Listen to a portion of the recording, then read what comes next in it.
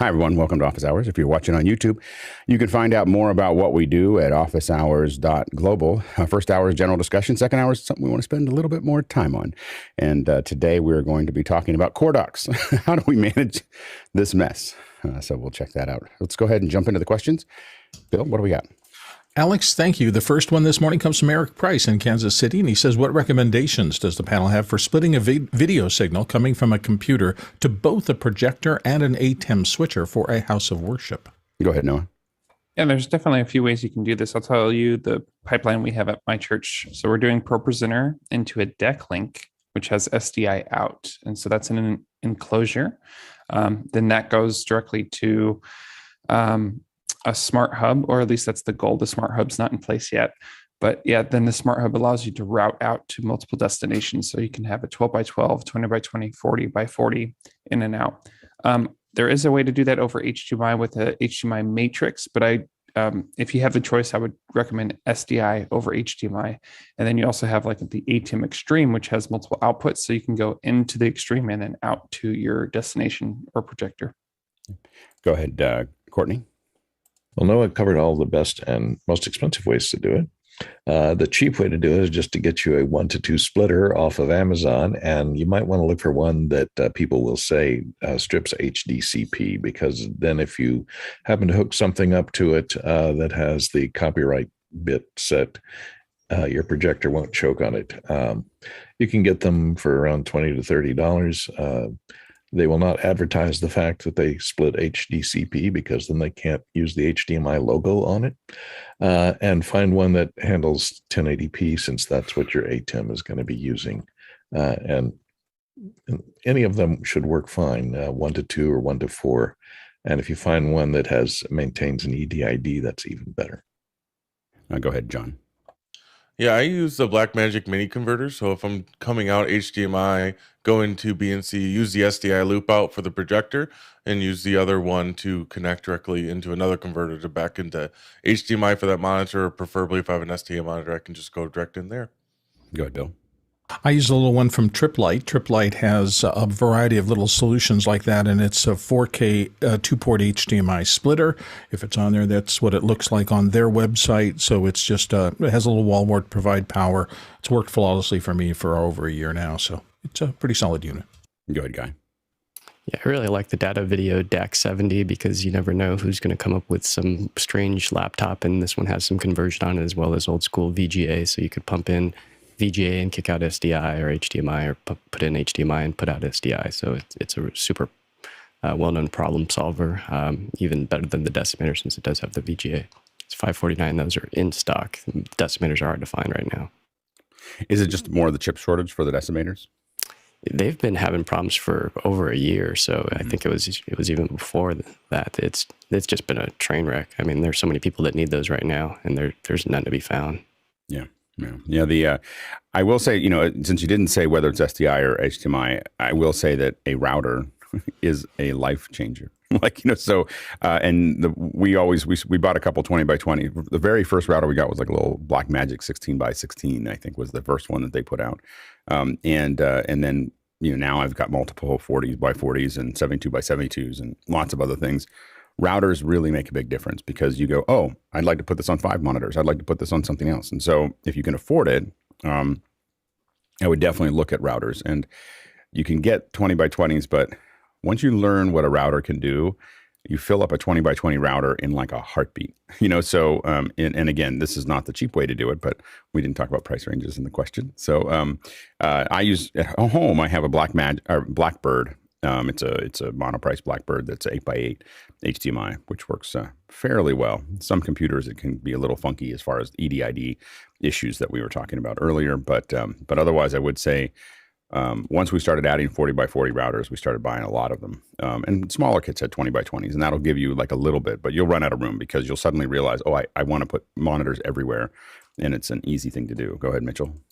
Does the router resync and scale for you? No, the router, and you don't want it to. You don't want the router to think. Like, you want the router to, it moves video from here to here. And generally, it's just a matter, like the 40 by 40 routers that we use are capable. I don't have a 12G, I have the 6G or whatever, but I don't, do a lot of fast 4K. And so, but they just move the video over, and that's really what you want to do. You don't want, if it thinks, it starts to process, and it can do something that you don't want it to handle. Next question. Guy Cochran in Seattle's up next. He says, "What is something that you forgot to bring to a live stream production, and wish you had brought?" When you said live stream, I was like, a steamer. We've definitely that's definitely been one of the things on my list. Go ahead, Noah. It wasn't a live stream, but a few years ago, I was shooting with the founder's wife of Texas Instruments. She was 104 years old. We had a 7-course meal and sat down and had all that, but we were going to do just a single line with her recording, and we get everything set up, and I pop open the audio recorder, and there's no SD card. And there's no time to fix or change anything or do anything. And so the director says, "Are we ready?" And I looked at him and go, "Yes." And all I did was move the camera as close as I could to her. We recorded it in camera, and we did our best in post-production to strip the audio, of the background noise, and it fit right into the cut, and nobody said a word. Go ahead, Courtney. One thing I wish I brought all the time, even if I'm doing teleprompting where we don't normally use these, is a decimator MDHX, because it's a great problem solver, or the MD Cross, because it has a signal generator built into it. And it's a great problem solver because it will read any SDI input and tell you, or HDMI input, tell you what it is. It'll convert it to SDI and back. It'll scale, and it'll frame rate convert. And those 3 different problems solve a lot of problems that you run into on production all the time. And when I have it with me, I can pull it out of my bag and offer it to whoever's scratching their head, getting a black screen, and say, "Here, put this in the line. It'll probably solve your problem." Yeah, we with the MDHXs, we got into the habit of everybody had one in their backpack. So the bigger the show, the more of them that there were floating around to fix things. Go ahead, Jeffrey. My first trip to the B&H store was because I forgot to bring microphones to on the plane, and therefore I had to go get some. They were basically some Nady 58 knockoffs, and then of course I've talked about this one before at the Moscone Center. Had to run over to what's the name of that little computer store, Alex? Central Computer. Central Computer, because I had SSD drives, but I didn't judge how ProRes was going to record to them, and I had to get another one. There's right next to Moscone West. There's in San Francisco. There's this little place called Central Computer. There's actually a bigger one down in San Jose, but there's this little one. It is the best place it's the best placement of a store that does what it does, which is just all the knickknacks that you need for computers. It's just, there's a steady stream of people. Every conference, there's a steady stream of people who forgot something, that was there, and they just make so much money on that, because it's just everybody. You think that nobody, like. At some point you get to a size where no one forgets anything. We walked into Charlotte during one of the conventions, one of the political conventions, and I walked into a guitar store, and all the XLR cables were gone. And I was like, "What happened? How can you run out of XLR in your Guitar Center?" They're like, CNN forgot one. It didn't, like, something happened to the truck, or they didn't load them. They didn't get loaded, and so they sent a PA over and just told them to buy all of them. Like they didn't have time to figure it out. Just buy all the cables. Go ahead, Chris. The first time the camera operator I used to work with, he broke his foot, and they sent me out to shoot something. Big mistake. I forgot the base plate for the camera. I literally gaffed a camera, a big camera, an old Ikigami to the tripod head. That's great. Go ahead, Sky. Yes, those Manfrotto plates just suck onto the. But a production assistant, I didn't forget them, but boy, to have them is gold. And I will try not to forget them in the future, because they've been so valuable in this most recent past. It's funny with production assistants. Usually the last place I cut. Like, people will go, "Can we cut a little out of the budget? Why do we have these 2 or 3 production?" And I was like, "That's like running an engine without oil." Like, everybody's just grinding with, because they just make everything kind of move along and solve little problems. And yeah, it's a big deal. Next question. Guy Cochran in Seattle's back again. This time he says, "What do you wish for the next Blackmagic Pocket Cinema camera? What do you want it to have?" Go ahead, Noah. I have to admit, the Pocket is not my primary, but I do have a short list here. So if they had the option to do a 4K output, that way you can take it into 4K switchers any sort of SDI or fiber output would be helpful. If they are able to match the preamp to the studio camera they just released, which has a noise floor of like a negative 131, it's pretty cool. The fully articulating screen would be nice. Having extra USB-C ports for multiple reasons. One, to use it as a webcam while recording. And then you can also use it for the rear controls that are out, right? But that would also need it to pair nicely with a lens, if they'll ever put one out. And then if they had some sort of built-in noise assist, that would be icing on the cake. Good, Bill. Less bulk. I mean, surprisingly, it's a fabulous camera, and I love the results of it, but this is not a pocket camera unless you are wearing some really weird overalls or something.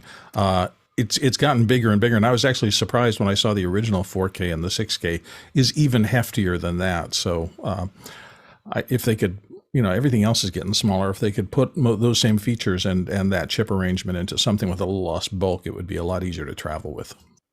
I have to admit, in my world, that is like a tiny little camera. Like, it's just a tiny little camera. Go ahead. It fits in cargo pants. Then go ahead, John.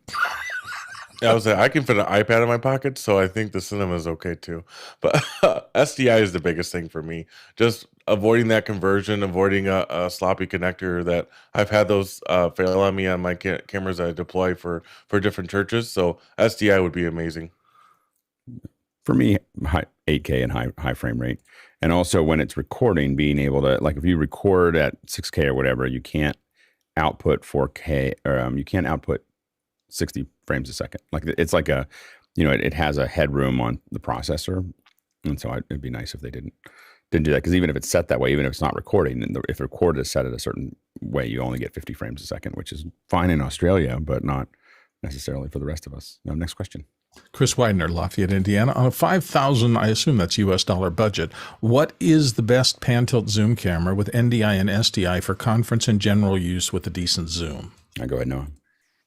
Just above your budget at $5,400 is the Canon N500. You might be able to find that used. It is fairly new. It's about a year old, I want to say, or 8 months old, but it's a solid one. And that's the new one with the 1-inch sensor? Yes, it is. Yeah, that one. I'm intrigued by it. Have you actually used that one? No, I've been looking at it very closely though, and I've been holding out for NAB. But yeah, that would be the one that my church is looking at. I'm looking at as well. Yeah, I have been circling that one. I just haven't had time to test it, but it could be a great camera. It's got LUTs as well, I believe, and it's capable of a lot. It looks like a very, very capable PTZ camera. Next question. TJ Asher in Minneapolis, Minnesota. Bowl video cinema tripod heads compared to flat base video cinema heads. What are the advantages and disadvantages of one style compared to the other? And he's looking for both theoretical and real world examples. Go ahead, Mitchell. Yeah, I'll try to hit some of them for you. A Sackler tripod, for example. I don't think they make the bowls anymore, but they do make the flat ones. And I've got a shot of mine here, right here. Well, that's a bowl. It's got a bowl on the bottom, right? You can still.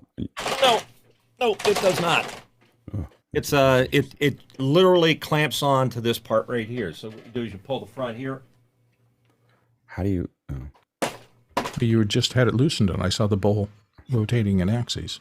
Yeah, that's a bowl level. That's a bowl. It's just a different. It's not it's a bowl. Technically a bowl as far as Sackler is concerned. Okay. But the advantages of it is because it doesn't have a bowl. There's no extension below here. So if you want to lay those tripod legs all the way to the ground, you can go all the way to the ground without having to contend with the bowl. The downside with this flat active flow technology that they have is that it's a real bear to get this to lock onto that pinion the first time, and it's pretty good after that. Good, Courtney. If you have an older, large camera, such as a television studio type camera with a teleprompter on it, a flat base will probably work a lot better for you because you won't. It's easier to level. You don't want that much weight above the center of gravity to be loose on a bowl because once you loosen it, it can swing over and take a couple of people to level a 100-pound camera sometimes. And also, it depends on what your support. If you have it on a dolly, I use, say, a Mitchell. It's the flat base is usually called a Mitchell mounter, and it comes after the old Mitchell based cameras for their heads. But a bowl is a lot easier if you're going to do Dutch angles and you don't have a Dutch head. If you want to get a slightly off kilter angle, it's easier to do that. And of course, it's easier if you're going to be out of the studio on location where there's uneven ground. Getting the camera level with the horizon is a lot easier with a bowl. And go, Sky. No, I love Courtney's. The history that I understand is you want stability.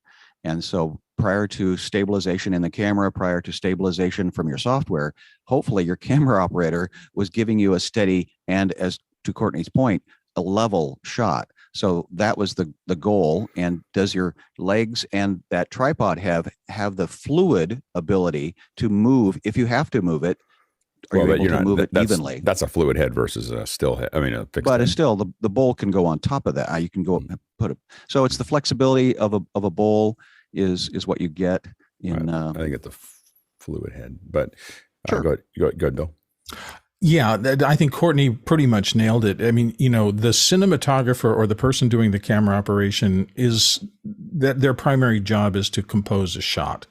Not having 3 axes of adjustability when you set it up and not knowing whether your ground will be level or unlevel and not wanting to hassle with legs as a method of truing up your head platform. Bowl heads are that's the simplest and best way to be able to get your camera fine-tuned for the horizon and the shot you want. Go ahead, Jeffrey. For me, as a one-person crew, the one thing that scares me about bowl heads is the fact that, and of course regular flatheads do it too, is they start moving around when you don't need them to. So if you're in front of the camera and you're doing a one-on-one interview, all of a sudden you see your camera go like this. And of course, if it's a heavy camera, it could actually take the whole thing down with you as you go. So that's one of the reasons why I don't use bowl heads. I have to admit that I didn't know what a bowl head was maybe 15 years ago. And what, I was like, I don't know what's the difference between a 75 millimeter and 100 millimeter and all these other things. At this point, I would almost never do something without a bowl head because the amount that I can adjust quickly is really, really important to me. On my little cameras that I travel with, I don't have bowl heads, but on any major camera, I'll have a bowl head just to be able to level things out really quickly and succinctly. And it also, the advantage of the bowl is that it is modular. You're getting a 75 millimeter bowl. You have anything that does that sits down into it and works. Next question. Douglas Carmichael's up next. He says, many keyboard players are switching to lighter keyboards like the Roland FANTOM-0 series. He's got a link there. For ease of transport, wouldn't the weight advantage be negated by the durable case needed to protect it? Go ahead, John. I think it's just about total weight. Like when you're thinking about what you're needing to carry to a gig, every ounce that you can save is going to be better on your back.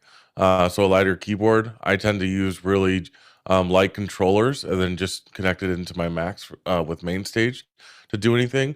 Protecting the keyboard is most important because you don't want to show up to a gig and have a damaged key, something damaged that's going to prevent you from performing. So the weight difference there for me is worth it. Go ahead, Courtney.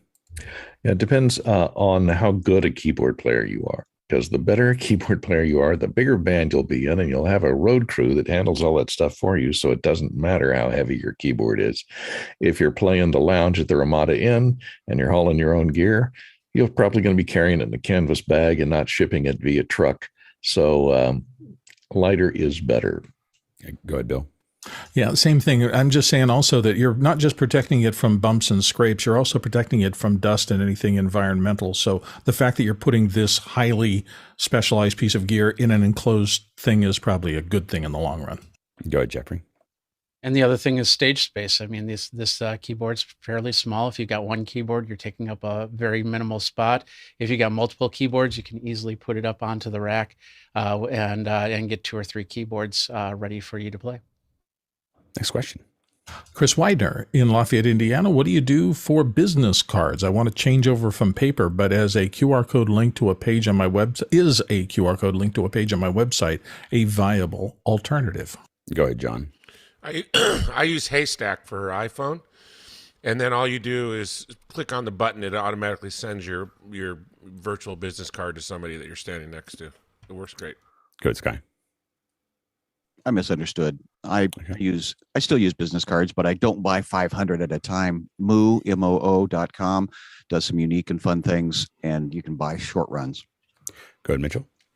I'm with Sky. I still like the paper, but I like the best of both worlds. I use Moo, and this is an example of a Moo card. It's pretty substantial. I have the information on the back of it, but what's significant about it is that it has an RFI chip in it. So I just tap somebody's iPhone or Android, and it transfers the information. Next question. Joshua Fingold in New York. Audio Hijack 4 was released. Is this a worthy upgrade? I'm trying to look through it. This is trying to see it here. so yeah, go ahead, Chris. Sorry, I was distracted. It's awesome. It's awesome. It's awesome. Felipe and I totally geeked out for like an hour and a half in it yesterday. It has some new blocks. First of all, it's got a search tool when you're looking through all the blocks. That in and of itself is worth the $30. Second of all, it has a mixer tool, so you can drop in a mixer and drop up to 5 lines into it. Total clutch thing right there. Another thing that it has that's really cool is you can manually draw lines between things, and you don't have to do this bump and grind thing where you're like, will it touch? Will it adjust? Oh, it broke off. Like, you literally just go out of here into there, done. Kind of like editing with nodes. It's those things alone, absolutely worth the $29. Good. Highly recommend.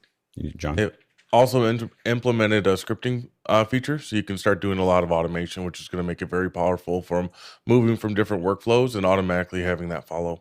And it's got really shortcuts support, I think, as well. Yeah, you can. There's a scripting thing, so you could like Felipe wrote a button on his Stream Deck that would mute all of his outputs. Mm-hmm. Yeah, it's awesome. So I guess the answer is yes. Yes, it is. A reserved yes.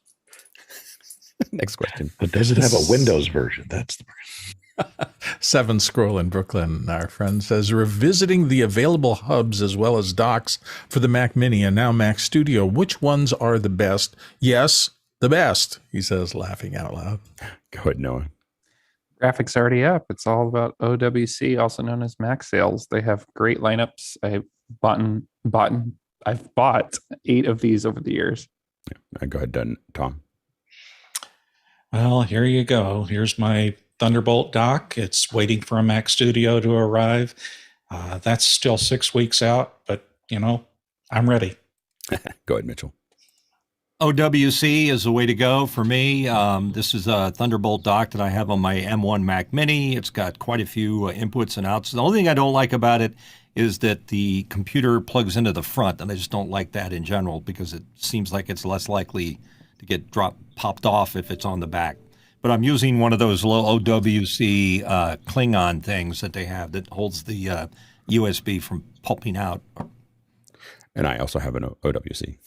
So go ahead, Sky, real quick. I just received this. It's called Hyper, and it has 15 ins and outs, and I will let you know how it goes. Go ahead, Jeffrey. And Mitch, that is backwards because the OWC logo needs to be flipped around 180. The other thing that OWC has that I'm looking at for my studio is because the studio is the same form factor, same footprint as the OWC also makes a little piece that has an NVMe that you can plug into it. So it's got a breakout plus more storage. So yeah, it's pretty slick. Next question. Mitchell Hill, Wilmington, Delaware, here on the panel. Is there a way to measure utilization and bandwidth on a Thunderbolt port on an M1 Mac? Go ahead, John. Not that I have found. I spent a good 40 minutes trying to find any way to measure it. There are different tools that measure how much bandwidth is available to the eGPU, but I have not found like how to actually measure the throughput on the actual chipset and Thunderbolt. But I'm going to keep digging because that is definitely interesting. Yeah. Go ahead, Mitchell. Maybe it needs to be more of a feature request then, because like a network sniffer, it's nice to see all the nodes on the network. Wouldn't it be cool to see all the nodes on a Thunderbolt network so you know how much bandwidth you have that you can manage and what devices are connected? Something simple like that. Maybe you can't do it. Yeah, I use, it's funny is it doesn't brand itself on my computer. What is the I have one that gives me lots of information. I don't know if it does Thunderbolt or not. I don't know if I put it there, but there's I'll try to think of the name of it, but it's in my computer here. I just can't, it's in my menu bar. Go ahead, Noah. So just poking around, I don't see a direct way to measure, but if you go to the Apple icon and you go to About This Mac System Report, it'll show you the different hubs and stuff that you have plugged in. So it'll show you at least like the throughput or the maximum theoretical. So up to 5 gigabits per second or 40 gigabits per second. So that's as far as I've gotten. Yeah. Next question. David Brady, our friend in New York City, says, does anyone on the panel have experience with the Zoom API connector for registering SIP H323 endpoints natively into Zoom? We have a large footprint of legacy stuff and are looking to simplify our infrastructure. I think you might have stumped us there, but you should probably ping me on the back. We might have somebody that might know something about that, but I can't say it here. so anyway, on YouTube. So yeah, you might want to ping me on that. Go ahead, John. I would love to know what he's trying to connect it to. So if it's like a Cisco, like CUCM or a different VoIP system, there'll be different ways to register generic devices and then be able to take advantage of that SIP network for calling. David, message me on Discord. I can help. We've connected some of our Zoom devices, Zoom rooms, to our Cisco phone system. Next question. Cherry Cheetah in Dallas says, what SIM cards do you recommend for mobile productions? Telna have said that they are no longer selling SIM cards, only eSims. SIM cards are hard in the United States. I guess the question in a lot of places, but definitely in the United States, getting a SIM card that's standalone is something that we usually get those from T-Mobile or from Verizon or from AT&T. And the membership, if you're not buying it by the year, the membership is just brutal. Like it's hours and hours of time to get it working, and then they just don't like it, and so there's a constant uphill battle. So unless someone has a better suggestion for it in the United States, it's been kind of a huge mess because we've done it with some of our Meraki's. We have a Meraki that has cellular capabilities. Go ahead, Guy. Yeah, I was using, prior to the pandemic, unlimitedIRL.com. I just checked their site, though, and they're no longer offering the cards individually. They were $175 a month for Verizon, and then I had an AT&T, and that was $125, and I let the thing go on for 10, actually almost a year with the pandemic, and didn't even use a single megabyte, which was outrageous. I see now that they do rent the live view. So for $75 a day, you get the modems plus the live view. So depending on how he's going to kick out the encode, it might still be worthwhile instead of getting all those set up, because then you don't have to go through the hassle of going to the telephone provider. If you do want to go through a provider, though, there's a guy, Chris, Steady Ready Chris. He recommends somebody that is with AT&T that has a business line, and that will give you the unlimited non-throttled. So like my plan, it throttles after a certain amount of gigabytes. And so you want to be careful about which provider you go with, that after you hit that limit, that you're still going to keep going and not get throttled. So be careful with whichever route you go. Yeah, Jeffrey. Do you think that we're actually going to be going to all eSIMs? Because that kind of makes sense eventually in the next 5 years. I think so. It's a bummer, but it gives them more control. So they're, so I think that is, it's probably getting rid of the hardware is just another thing they have to manage, which is not really good for us with the way we use it. Next question. Peter Moore in Auckland, New Zealand says, would anybody be interested in me doing a second hour on using OBS, Zoom, Stream Deck, and ATEM on Linux, and the challenges, workarounds, and solutions he's found online and so forth? Go ahead, Noah. Yeah, that might be a good after hours thing or plug, but definitely get you on the panel, get you integrated with our system here. At least I don't recognize the name, but yeah, we'll see what happens. Yeah, I think it would be great to schedule something in after hours to do that. I think that could make a lot of sense. It might be a little vertical for the second hour, but it would be a good one for after hours. So next question. I think Peter's been on before, but it's been we know Peter. a while. We know Peter. Yeah. He's on a lot in after hours. Stefan Fischer in Würzburg, Germany says the Unity client for Mac sometimes mixes up the regular and the XL Stream Deck. Both are attached to the computer. Then the buttons don't work correctly because the pattern is 5x3 instead of 8x4. Any ideas why this happens? Well, it's a different Stream Deck. Or why they get confused. Yeah, I don't. I have to admit, I rarely put two Stream Decks into one computer. Go ahead, Jeffrey. The best thing that I would highly suggest you do is when you, whatever Stream Deck you have, the 32 button, I think it was, is to go into the Stream Deck software and say every time that the Unity opens up, open up this profile, and that might help alleviate that. Great. Next question. Peter Moore is back again from Auckland. He says, since moving to my new place and reconfiguring my router and so forth, I've noticed that my Elgato Keylight drops off the network a lot, even though the router is only 5 centimeters away from it. My work Mac M1 MacBook Air tells me that there's a firmware upgrade waiting. Thoughts? Go ahead, John. I had the same issue until I updated the firmware. I would definitely recommend pushing that forward. I had issues with connectivity. I have the regular Keylights, not the Air, but it was definitely losing connectivity about every couple days if I left the lights on. If anytime I power cycle them, it would connect right back in, but definitely a little bit of firmware bug with the Wi-Fi implementation. Go ahead, Tom. 5 centimeters. That seems crazy close to your router. I would think it might be overpowering the radio. It's quite possible, but it does sound like the firmware might have fixed it. So yeah, I think the firmware probably would make sense in this case. Next question. Douglas Carmichael says, I've been watching the film CODA and impressed by the beautifully graded shots. Would Resolve have been used for grading it despite it being an Apple TV Plus release? I think Apple would require Apple hardware and software to be used exclusively. Go ahead, Sky. Production companies that are producing a product such as the CODA or any video production are going to use the best tools they have available to them. And consequently, there are many other color grading tools that are outside the Apple universe. And so they might have used Resolve because it's very powerful. And I've been in many facilities in Los Angeles that do use Resolve, but there are many other color correction in that pipeline. Go ahead, Bill. I read this was actually not edited on Final Cut, or it was edited in Avid, and often I would think those would go to Lightworks or something like that. This film, which was brilliant, and I really enjoyed watching it, was purchased after I think it debuted at Sundance and got into the stream from there, and Apple put a lot of resources behind it and things like that, but it wasn't actually an Apple production in its nascent days. Go ahead, Chris. I'm actually pretty angry, and I know this sounds like a fanboy, and I kind of am, but I'm actually kind of angry that Apple does, and I get that, Bill, that this was purchased after the film had been produced. But on Apple projects, they don't require that you use their products. And I think they should. I think they absolutely should, because I think what would happen is the frustrations that pros do have with the hardware would bubble up and become a bigger deal.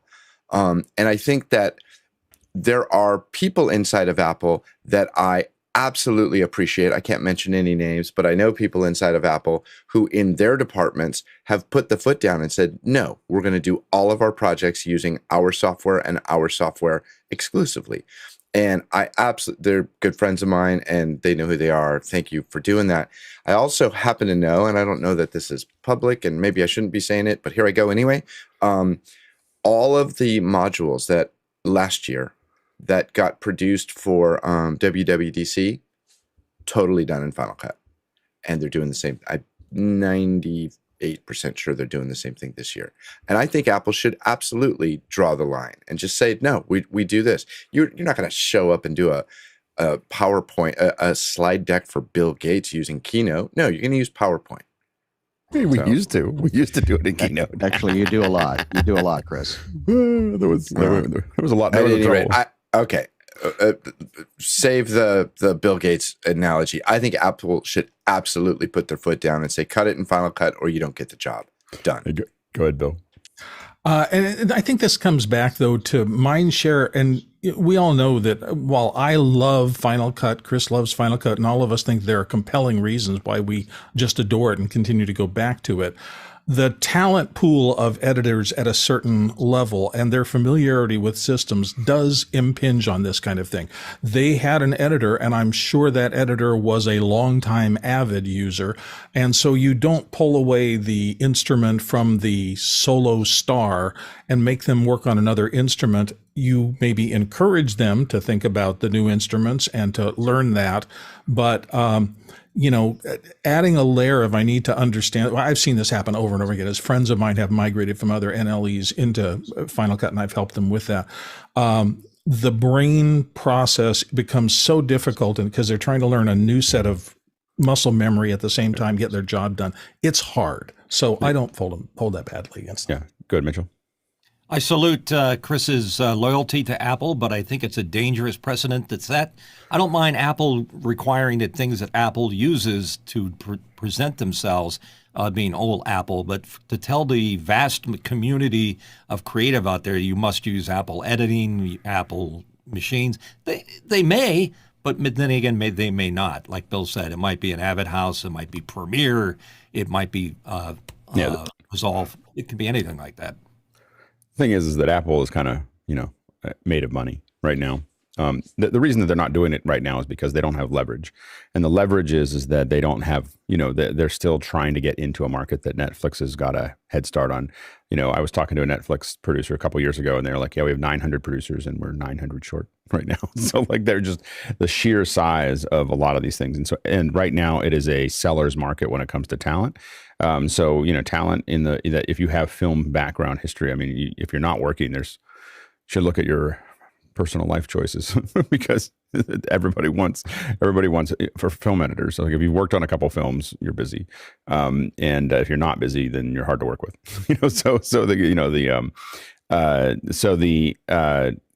but what I will say is that if I think Apple could fix this just by going, we'll pay the editors and the assistant editors double. Just hourly, just double if you use Final Cut. Like that's all they have to do. They don't you can do whatever you want. Like you can do whatever you want, but we can pay down your house if you do it this way, And so like the thing is that would like that, and Apple could just do that, and they just flip that switch, and it would probably fix a lot of things pretty quickly for these budgets. When you think about the entire staff it took to shoot and all the visual effects and everything else, paying the editors double time the entire time and make that their base is just double what they were getting paid before. And if they go into time and a half and over in double time, it's just double that, And so it is, if you did that with the editors, it wouldn't get all of them. Some of them would be like, I'm not, but at some point, every film you worked on working for Apple, you'd think about how much money you're losing by not using Final Cut. and that would be, and the thing is that I think that the other thing that Apple could do in this area is just say, give us one scene. We'll pay you extra for this one scene to be done in Final Cut. So we'll pay you 4X or 3X or 2X or whatever to give us one scene in Final Cut. And then they release that scene, like they did with Billie Eilish's songs in Logic. The thing is that everyone would be using Final Cut because anybody learning would want to break down scenes from movies all the time. Like they'd get to see the whole edit structure, and we'll do a little movie of how it was done and what the thought process was. But I think that would just one scene out of every movie, there's hundreds of scenes. Just that one scene, 26 scenes, not hundreds, but 26, 30 scenes. Take one out of every Apple product and then just publish those and have little why I approach this. There was in the Criterion release of Traffic, they broke down one of the scenes in Avid. Here's what we did, and they just showed you one round after another of this is what we did, and then we decided that this was here. It was literally the best training in editing I've ever seen in my entire life. And it was just an editor talking about it. And you get to watch them work through it and say, well, we were spending too much time on this camera. We were doing this. I mean, if you did that with one scene out of everything that Apple makes, you'd have an entirely different set of editors to work from. And then that also helps Apple farm new editors that eventually they do start. There's some point where Apple will have leverage. And if they want to use it, they can use it. Go ahead, Chris. I want to make sure that, and I see Courtney squirming in his seat. I want to make sure that people understand, I don't care that people aren't using Final Cut. What I care about is that Apple, imagine the brain trust that Apple could get if they put that absolute top shelf editor, whatever, not that Final Cut editors can't be top shelf editors, but that top shelf editor forced him to sit down at Final Cut and then put a bevy of software developers around him going, but why do you hate it? Tell me. I want to know. I want to know everything. And it's not that they don't do that, but they don't do it with a schedule. So the story, I think I can tell now that it's over 20 years old, is I'll tell the story and then we're going to move on. We got a whole bunch of people stacking up here. We'll just keep on going. The story is that that's actually the Final Cut, how Final Cut became production worthy. When it first came out, Apple just wanted to prove that you could do an editor on QuickTime. And there's a bunch of other backstory we won't talk about here about why they bought Final Cut from Macromedia, and it might be connected to Director staying on the Mac. But I asked someone from Apple who no longer works there why ILM and Lucasfilm were suddenly getting all these Macs. Like suddenly all of us got Macs. And it was because Avid, the marketing CMO, I think at Avid, said that they were dropping the Mac platform. And the rumor is that if Steve Jobs' head could have swung around in 360 and fire had come out of his eyes, no one would have been surprised. They said that they've never seen anybody swear so loudly for so long at Apple ever, and he just the quote was that he ended it with, "We're going to crush them," and they we're going to pound them into the ground, I think was the exact words. And so every editor that they knew that they had contact with got a new Mac with Final Cut 1 and said, "What does Avid have that we don't?" And it was just we would point right at it and just stick, and go after them. And by the time we got to Final Cut 3 or 4, is when, Walter Murch basically had whatever he wanted. He just, Walter Murch was the person who basically made Avid, right? And he was just given engineering resources to get to and getting a new update. He said, "I don't like this button here. I don't like this here. This doesn't work." And someone would just keep updating it for him until it solved itself. Next question. Next question comes to us from Noah Sargent in Fullerton, California. What microphone do you recommend for a house of worship for audience mics, and how many do you typically use? Go ahead, Courtney. One that I found that we've used quite a bit is an Audio Technica that is a U853, and I think they have a graphic of it there. It's designed to hang, and I think for doing audience mics, it's probably a best idea to get them out of the way of foot traffic, because you got audiences filing in and out. You don't want them to be able to touch it or get near it. This guy's microphone is designed to hang. It has a little wire hanger that can angle the microphone at about a 45-degree angle. You can put all the wiring up in the ceiling. And it has a low frequency roll off, which is important if you're going to be hanging mics in a room to pick up room noise, to cut out the air conditioning and the vibrations from the building of getting into the microphone. And it's hanging on a long cable, and it comes in a number of different patterns, either cardioid or an omni. It works quite well. Go ahead, John. 2 or 3 or 4. The other ones I recommend, I typically put these at the edge of each side of the stage, is the Neumann KM185s. Really great directional mics that can kind of pick up some of the room sounds and people singing things that you want to hear in a live broadcast. Go ahead, Mitchell. And because you didn't mention a budget, I like Soundfield mics. If you've ever used those, it's a mic about yay big, and you can hang it like Courtney says. And in post, you can steer the crowd reaction wherever you want to, because it's an MS-type microphone. Other than that, a pair of Sennheiser 416s. Good, Bill. And just remember, if you're just trying to get the general audience for ambience, these work fabulously. If you're actually trying to get questions out of the audience, all of these are going to suffer from the fact that the inverse square law is pretty immutable. And the only way to get really good quality of an audience asking a question is to get a mic close to them one way or another. Next question. Douglas Carmichael is up next. What would you think of a mentorship program for people with disabilities to not only enter the media world, but rebuild their own businesses and careers? And he's thinking specifically of adults on the autism spectrum. Jeffrey? There are a lot of great programs out there. My dad used to be a member of the Eagles Club, and every year we would promote Easter seals. So I had a lot of involvement with Easter seals in my younger days. They do a lot of inclusion. They have a lot of mentorship programs, including training people to get them into the jobs that they really want to do. So that's where I would start. Yeah, go ahead, Noah. Sounds like a wonderful thought and idea. Many people who I've met on the spectrum are just incredible people with an incredible mind and a different kind of skill set. And yeah, there's going to be, things to overcome, social situations to overcome. But yeah, that sounds like a cool project to get behind. Next question. Jeff Vreeland is coming in from Indianapolis, Indiana. What's the best April Fool's prank you have ever played? Go ahead, Mitchell. So many pranks, so much time, and none that I can mention on the show. Oh, actually, there is one. When I used to be a radio DJ, I switched seats with a DJ across town in Texas, and he took my station and I took his station, and we acted like nothing had changed, and a lot of people didn't catch on. Go ahead, Jeffrey.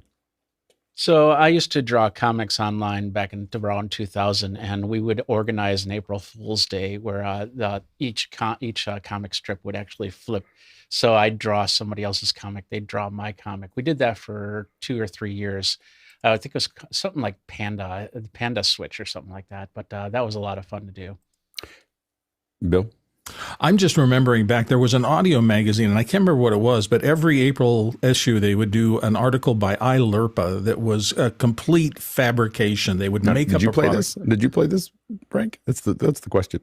Oh, no, I didn't play this prank, but it was a great prank. The best. No, but it's the April Fool's prank that you have ever done. Oh, okay, then I'm out of here. But go back and look those up. They're cool. I think the only one, I think that I did one like a long time ago, and that was I changed all of my my siblings' clocks to an hour earlier for school, and then woke them up, and then they all, set all their alarms, and they were all ready an hour early. And so it was, and then they were very angry. And then someone played a prank on me sometime back in that day, like I was probably 11 or 12 years old, and I decided I hated April Fools. I don't remember what it was, but now I literally, we had someone play an April Fool's joke on me that it was a contractor, and I never worked with him again. So it's definitely just laying it out there. I'm not the person to do that with. I hate it. Next question. Peter Moore in Auckland, New Zealand's up next. Given our community is tied into people at Zoom, found a bug that causes Zoom to pretty much kill my work M1 MacBook Air. Should I report it through the usual channels, or is there an office hours direct channel I can use? Go ahead, John. Always use the traditional channels. There's a lot of reporting metrics that can get lost if you're always just going through some sort of back channel. You can always escalate, right? So I put this ticket in, but I want you to be aware, but just always follow the front channels first. I find that Zoom's support channels are incredible. Like I've gone through the traditional one where I ask for something or something's broken and I can't figure something out, and I just keep on getting escalated up, and there's a process to, getting that escalated up. And then there's some things that still need that help when you know somebody.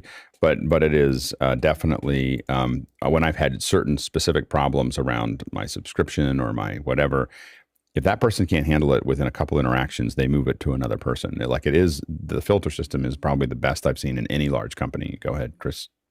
They have a flag on your name, right? I don't know.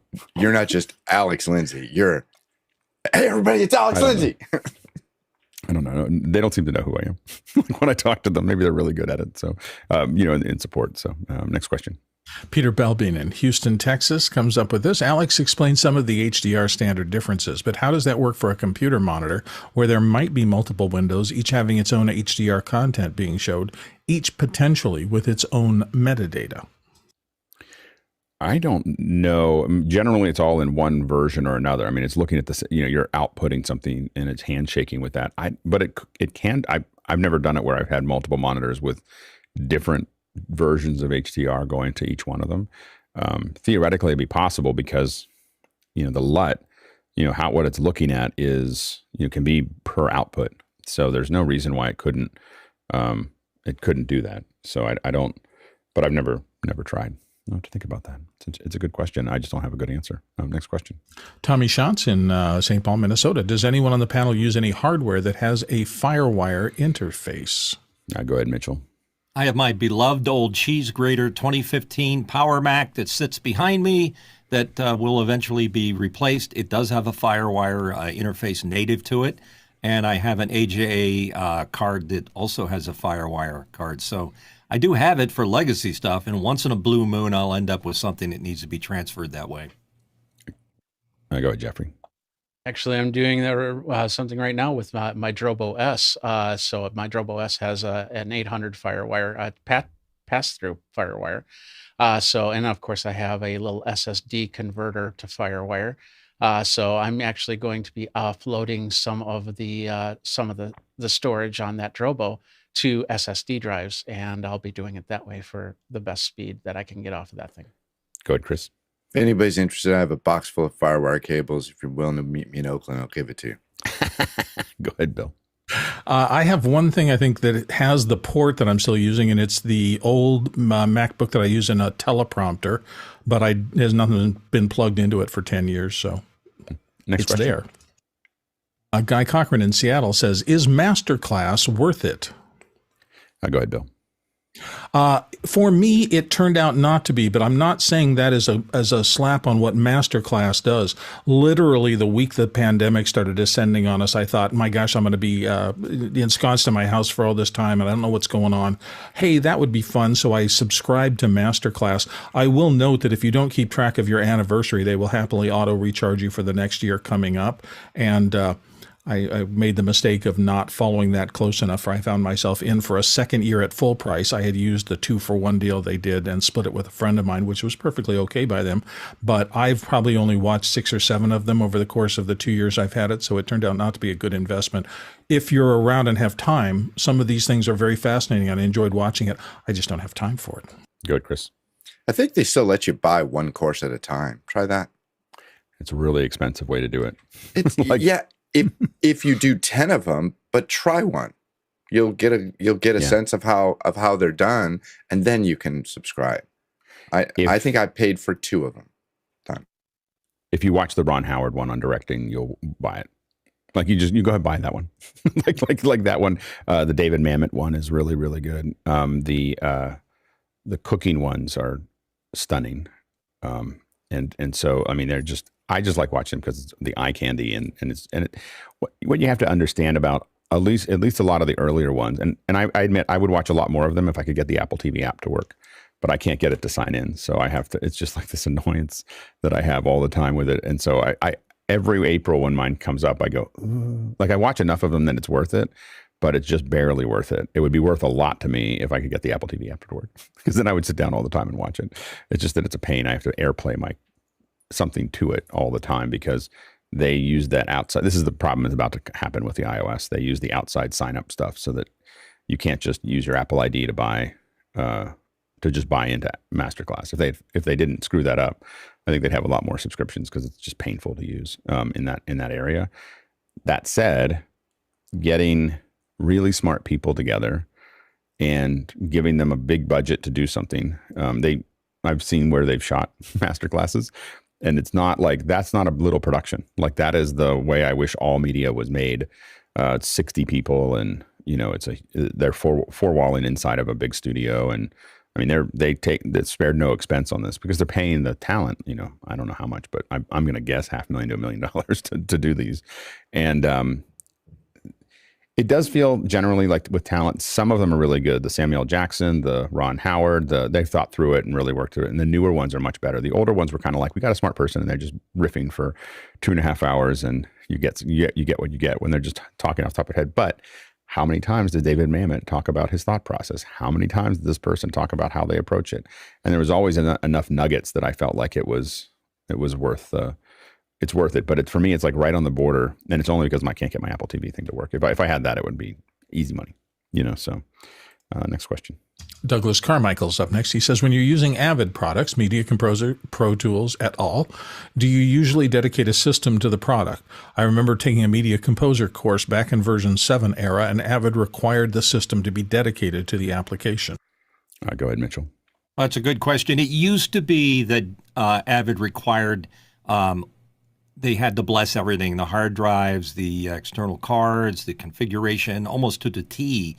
And I had a Power Mac dedicated to that. But since maybe 5-6 years ago, they're kind of open source. You can use other drives, other equipment, and it can coexist with your Final Cut without a problem. So things have changed. It's not quite what it used to be. Good, Bill. Yeah, I'll support what he just said about that. You know, it used to be back once upon a time, it was so difficult to get video through any of our computers that you had to have exactly the right cards, exactly the right everything. And Avid used to certify drives and things like that for being able to keep up with their systems at the time, depending on what AVR resolution you're trying to run through them. I think computers are so much faster in general now that almost anything should work with them. So I think a lot of that has fallen by the wayside, and now it's considered a general purpose. I will say that almost everybody I know who's a really serious editor, if they're editing in Avid, they do keep it sequestered from everything else because they're often on deadlines and this is mission critical work for them. So anytime you're in that circumstance, you want to make your computer as streamlined and not interruptible as possible. Yeah, when we were working on Star Wars, we had the Avid was we tested every piece of RAM. And you'd be surprised at how many, if you put them through a rigorous test, how much RAM has errors, which is why your computer is unstable sometimes, you know. And so we tested every piece of RAM and sent back a third of them, built 7 terabytes of storage. I think all of Star Wars Episode 1 was edited in AVR6. And after that, we were still crashing the Avid. And someone called and said we were having this problem, and Avid sent their engineers out immediately because we had 750,000 objects inside of it, and they had never seen that before. So they came out and helped us. But if you have if you really go through, if you're going to do this every day and very, very carefully go through your hardware, your drives, you know, and make it clean, you can push these things really far and have them be really, really stable. You know, and that's that is the key. Making an appliance is a much better approach. Next question. Mitchell Hill in Wilmington, Delaware. Updated to Mac Monterey 12.3.1. Update went okay. Anyone have any issues? No, good, Mitchell. I had a small issue that I couldn't repeat when I was doing the update. It seemed like the little window that said restart your computer was up there an awful long time, and I hit restart. Nothing happened.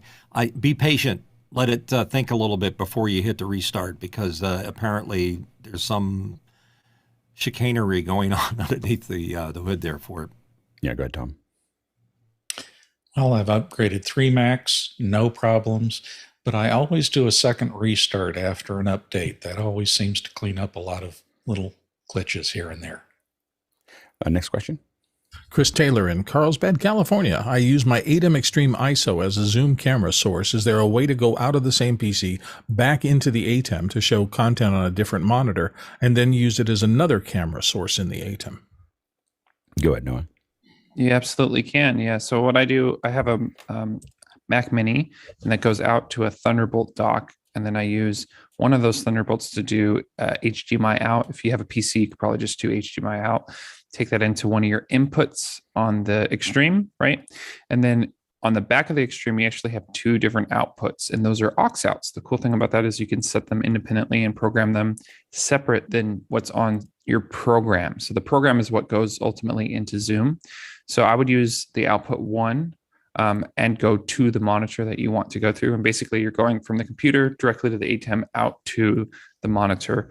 And the cool thing about that is on the ATEM Extreme on the far right, there's a panel which has the 8 inputs, multi-view, whatever. So whatever you press in that output will reconfigure what the ATEM is sending out on that monitor. Go ahead, Courtney. Right. And even the ATEM Mini Pro has the same feature, and I'm using the output of the ATEM Mini Pro, and then I have my main computer extended, so I can switch to that's the second screen, and you just set your computer up as an extended screen, and it feeds back into the ATEM, so that I can use the little switcher that, as Noah said, you have control over the HDMI output on both the Extreme and the Mini Pro, and you can. That's a very handy switcher, so I can switch that input, that camera input, to full screen, so I can look at it as a full screen, because I have the output of the HDMI on the switcher hooked up to a second monitor. So I can use it both as a input and as an output. Next question. Douglas Carmichael's up next. He says both the Cisco Catalyst 1000 and 9300 switches are backordered due to supply chain issues. If I'm building a rack, that'll be both an IT lab, Cisco et al., and the core of my studio. Should I wait for the real switch or start with the one I have? Go ahead, John. Yeah, you're going to go 9 months to 12 months lead time for any of the Cisco Catalyst series. The 9300s are worse than the 9500s, so you actually can get some 9500s if you don't mind showing out the additional cost. I would recommend starting with what you have. There's no reason you can't switch those as you go through. Similar configuration is going to be had. Make sure you're understanding, reading the guidelines of a switches, any sort of software differences between the different models of the switches that you're using. Just make sure to take note of that. It could be simple things like multicast config that would be changing, or just simple things. But for the most part, the Cisco switches will be similar enough that you'll be able to take advantage of those features across multiple platforms. Go ahead, Mitchell. Yeah, I agree with John. I think Cisco's a good choice for you. And the added benefit is that if you get really good at it, Douglas, you can become a Cisco certified engineer, and that has some legs. All right. We are now changing subjects to our second hour. And we're talking about core docs. And core docs are really a way that some of us, and you may, maybe we just have a random notes, and sometimes we don't have time to do this for every production, but for a lot of our larger productions, we got into the habit of building these core docs. And so I thought I would actually show some of these. What's interesting is people always ask, like, what software do you use to do this? And we always come back to Google Docs. Like, we use Google Docs to manage it all. So one of the things that I thought I would do is show what Pixel Core. I can't show 090's version of this, but it's a little different. But I can show Pixel Core's old ones. So I'm going to kind of open one up and it's not all fully filled out. We kind of took one that was kind of partially there. So some stuff is out, but I can show you the kind of the structure of how we actually put it together. And so you can see it. But I think beyond being a core doc, I would also just think about, it'd be a good discussion about how people approach managing all the data that they have. So I'm calling it core docs, but how do you manage all the data for your production? How do you approach that and put it together? So I'm going to show you again what we've done in the past. If I can get my login to work here, just give me 1 second here. It does. I don't know if someone else wants to fill in for a second. Chris, how do you do it? I'm going to throw it at Chris for a second. The most recent shows that we've worked on, also Google Docs, and I got to say it's kind of good and it's kind of a nightmare. One of the reasons why it's bad is a lot of companies are not allowed to use shared documents. You have IT issues, and they're just not going to let you do it. So one of my clients, they're still doing stuff in Word docs, and they send a version around, and it has everybody's initials after it after they've updated it. Nobody knows how to make a version number on something. So I remember recently somebody sent me something and she said, "Do you have the new document?" I go, "I don't have a new document." She goes, "It's here, let me send it to you." I go, "Oh, so this is the document that's named exactly like the one you sent me last week with the exact same name, but I know it's new. How do I know it's new?" So like, it's just silly. I think that the idea of a centralized location for everything is something that I've been trying to make happen. Not very hard, but I've been wanting to have happen for like the last 30 years. And if you think about it, you have all of the pre-production, all of the assets that have to be gathered, all of the thought process, all of the scripting. Eventually out of it will come out a prompter script if you need it, a run of show. And this could be used for organizing an edit. It can be used for organizing a live show. It's all just data if you think about it. And I've been wanting to make this app for 30, 35 years. It's been driving me nuts. I just don't know smart people. A lot of people talk about the app. We talk about doing those things, and I'll walk it really quickly through the one that we use, and people can put up questions if they have them, and so on and so forth. So let me show you.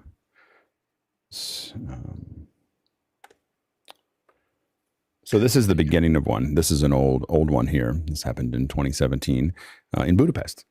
So you have the basic information here that you would look at.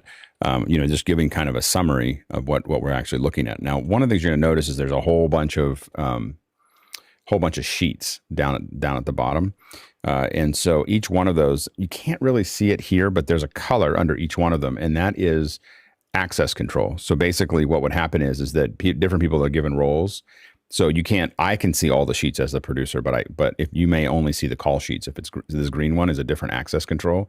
So you can't, you don't even see these other ones exist, you know? And so inside of Google Sheets, you have this. Let me see if I can make it a little bigger here. Hold on. There we go. We can see the underlines, the red, the blue, the green. Okay, great. So here's setup. So this is some load in dates and so on and so forth. It's coming soon. It's never coming. And a lot of these are calculations. So you can see that this is, we're actually tying these docs are being tied together. So you can actually see different, you know, they're looking and substituting this from other parts of the doc. So that makes it a lot, you know, so a lot of this stuff is automatically put together here. Here's a run of our master schedule. This is the client schedule, which we didn't really work on too much there. There's the second one here. So this is the client schedule. So, but again, we can make this available to the client out of the stock.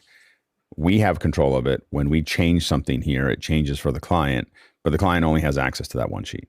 You know, so that makes it, you know, a lot. It means that we're not copying and pasting things. We're keeping track of it, and we just know that that's what's there. Here's a change to version 3. Location, you know, this is we had some stuff in here, but I grabbed one of the older versions. I went back a couple because some of them had too much information in them. So here you have this, and then you have, and you'll see up here, you see that when it's in this, these are being calculated as opposed to just typed in. We try in a lot of these to type as little as possible. Here's our crew. Here's the call sheet, and again, some of the stuff's been redacted, but this is all like a lot, not in this one right now because we broke some stuff in it, but you can see that it's actually grabbing this information out, and so we had all these bits and pieces here. So that's our call sheet. Here's our Monday call sheet, our Tuesday call sheet, and again we would have a lot of this. Again, this is an old one, but a lot of these were tied directly to go get that data and put it in. How do you do the weather thing? That's really smart. You know, I would love to say I knew. Greg Kramer, who is the person who built these, was like a guru when it comes to docs. So That's super cool. It's super cool. And anyway, but a lot of this stuff is kind of put in. And again, this is being grabbed from other parts of the doc. So when you click on this, you can see that it's filling in the information in there. So the call sheets are being generated automatically, not typed in, which makes it nicer. Little to-do lists of things that had to get done. This is the client vendor tracks. We redacted that, and then but literally all the flights. So this is all the flights that we used. So we have, you know, the prices of the flights, the arrival times. This is super useful when you're trying to figure out who has to be picked up where and how it works. So that was all there. You can see this is the hotels and the confirmation numbers for all the hotels for everybody coming in. And again, a lot of times different people are filling this out. So we're giving access to each sheet depending on people's roles. And so it's not one person sitting in here working on all of these. And it's also not flat where everybody has all the information to the show. If you're doing flights, you don't need the run of show. If you're doing rentals, you don't need the people's personal information. You know, those are all things that are, you know, there. So you have some signal flow stuff, you know, this is our the streaming information, which is redacted here. And so, but there's a gear list, which I also don't have on this one. I went back a couple, as well as any rentals that we have, and then other docs that might the script and run a show there.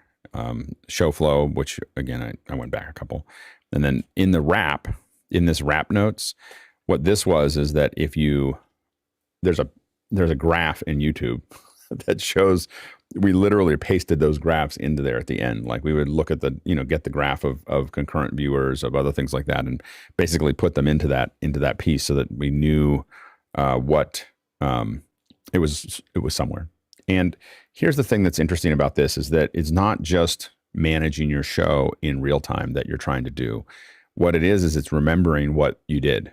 So if you're filling this out while you work, and you fill out all those bits and pieces, and you have all those gear lists, and you have all this other stuff, what happens is that managing it gets easier and easier and easier, because you have, you go, what did we do there? We go back and we find it. So filling these forms out as we're building them allows us to know, what's so and what was so. Like, I could tell you most of the show from 5 years ago, because we had a core doc. So that's kind of how we approach it. And I'm curious as to, how other people approach their projects. And we'll jump to everyone else here, but that's how, for larger projects, we would put together those core docs. Go ahead, Noah. I love that. Yeah, I have a question and also stuff to show. But for your doc, how did you do the color coding at the labels at the bottom? I don't know. Okay. We had it there. I'd have to. We'll try to get Shannon on to talk about it. But we had someone programming it, and what I know is that those colors were actually set up as those are the access control to those different sheets, and so those were groupings of people that have access to those, and so by giving people roles like that, they're now we just say these people get this role access to these groups, and those groups don't change very much. Go ahead, Courtney. I was going to mention one good source, having worked in advertising for many years, is the AICP. And let me cut to their page here. They have a whole slew of resources here. If you can see over here on the right, they have guidelines and best practices, bidding resources, contracts and riders, forms and resources, and position papers. Now, a lot of these are aligned for bidding commercials, but it gives you spreadsheets of the standard format and bid forms where you can fill in total prep times, estimates for pre-production, production, post-production, et cetera. So you can organize your shoot and submit a standardized bid, which a lot of companies, if you're doing commercials, like to see, since they like to use this AICP bid sheet as a common form of information on a bid, because they're ad agencies are receiving bids from many different production companies and have to decide on which one to use, and they know where to cut, et cetera, by using a common bid form. All right. Yeah, it's great. And there's a lot of forms out there. I have to admit, ours was built out of just, we don't like this here, we don't like that there, let's move this over. So it was just built over hundreds of events where people kept on. It was definitely, the nice thing about Google Docs is that it's a living document. Like, every one was slightly different than the last one. So, and maybe that's bad some of the time as well. Noah, were you going to show something? There we go. Yeah. So, I do have a working doc that's very similar to Alex's, so I would love any tips and tricks. But yeah, we're doing that live stream for the Giga Texas Cyber Rodeo show. And so I have the landing page, which basically has the links to all these other pages here. And the cool thing is you can click it if we had, too many that you can't scroll through. But yeah, this is something I built out last night. And I'm very kind of particular on the look of stuff because I like to quickly see information. I think that's because of building call sheets and stuff. But yeah, so basically each page does something different. These assets will be like graphic assets or packages that will run during the live show. We have remote contributors that will be on the ground at Giga Texas filming. So we're going to keep track of the names, their availability, if they're a patron member, if they have an invite. So, all the basic tracking info. We have a rough credit list, and we have multiple teams here that you'll see. We have the rundown to the actual show, right, with all the different parts. And basically what I did is I took the OH space template and kind of rebuilt it for what we needed here. We talked about doing some training videos. That way our pipeline works a little faster with that. And then we also have some VIP guests that might show up during the live stream. So we're going to try to keep track of that. And those will also match to the rundown.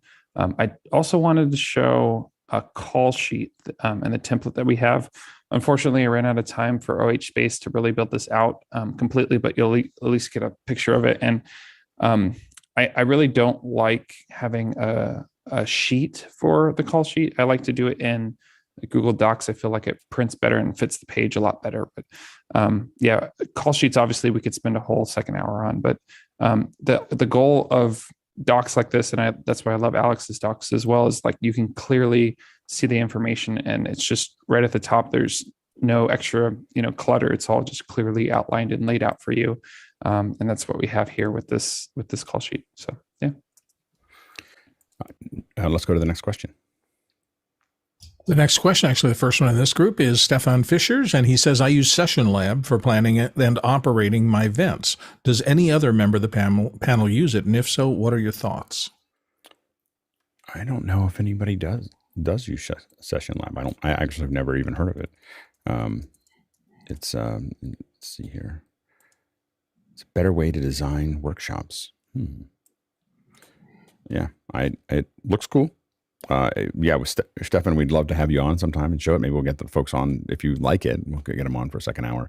We're always looking. I know this sounds like, it seems like a really mundane thing, but we're always interested in figuring out better ways to do what we're doing here, because this is definitely a pain point for a lot of people, is figuring out exactly how to manage it. And again, the reason we used Google Docs, we played with a lot of other apps, but the reason we built Google Docs is because we could keep on changing it. So we could keep on, adjusting what we liked. We found that if we got into a doc, we ended up being funneled into their way of approaching it. And the problem really with that is that our shows were always different than what they were doing. They built that for something. And if you're going to do exactly what they're going to do, then apps work great. But if you're not, then you don't have the flexibility to do what you want. And I think that's why a lot of shows end up back in Excel and Google Docs, is because they need to manage data that isn't supported by the app. Let's go to the next question. Next one comes from Sky Gleason on the panel, Seattle, Washington. Thoughts about Studio Binder, and he's got a link to it there. And Sky, can you tell us about Studio Binder?